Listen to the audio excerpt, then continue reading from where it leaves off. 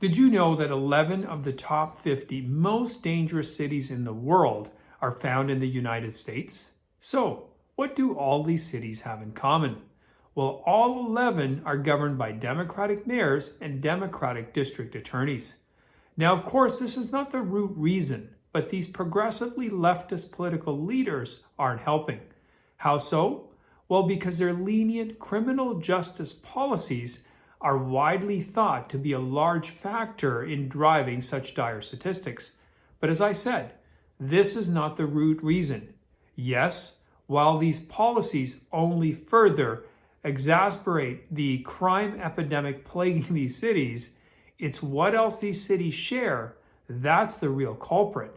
And that's the staggering percentage of single-parent households, the vast majority of which are headed by single moms. In case you didn't know it, the U.S. has the highest rate of single-parent households in the world. Yes, folks, the world. And the war on traditional families isn't helping. Second, the connection between single-parent households and crime is very strong. According to research carried out by Jared Brown, a behavioral specialist at Concordia St. Paul, he finds that time and time again, the literature suggests that children raised in single-parent households experience more physical and psychological problems when compared to their counterparts raised in two-parent households. Moreover, he feels that it's imperative that the implications of homes in which fathers are absent may be important to explore for criminal justice and mental health professionals. There are roughly 74 million children in the United States. Close to 24 million, or 34% of these children, live in a single-parent household, of which 15 million are led by single moms only. This is a crisis.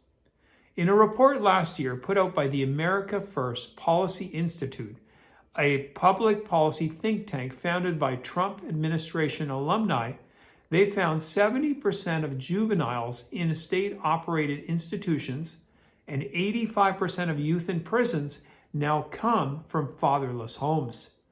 Fatherless children, according to the report, are 6 times more likely to live in poverty and commit criminal acts than children raised in dual-parent households. Detroit, now the world's 19th most dangerous city, is the United States' poorest city, according to the World Population Review. It was reported by Money Talk News previously that Detroit, home to 632,000 people, has 44,234 single-parent households. 72% of the city's families are single-parent families. 59% of the city's families are headed once again just by single moms. The corresponding numbers for Cleveland, also among the 50 most dangerous cities, is comparably bad, with 73.3% of the city's families headed by a single parent and 58% headed by a single mother.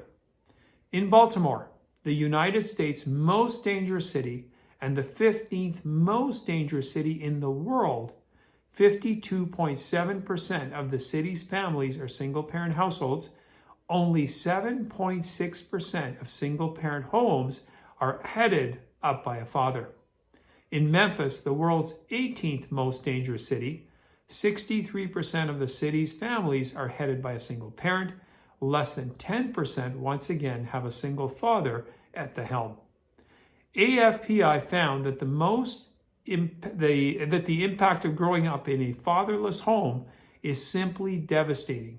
In their report, they specifically cited that 85% of American children with behavioral disorders have been raised in fatherless homes.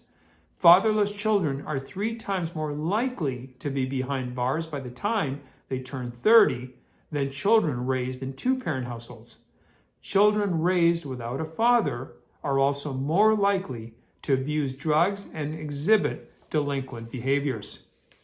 So, to those with common sense, it will come as no surprise that research consistently shows that children raised in supportive environments where both parents are present, both physically and mentally, are less likely to engage in troublesome behavior.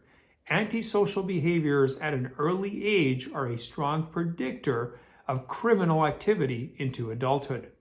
Now, of course, proponents of these failed policies in big cities will claim that crime, incarceration, and poverty rates are driven predominantly by, that's right, you guessed it, racism.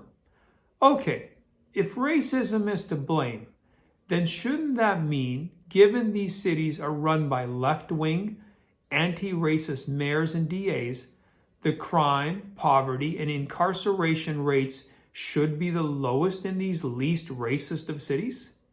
Especially given that these left-wing anti-racist leaders have long controlled these cities, in some cases for decades. But it's the opposite instead.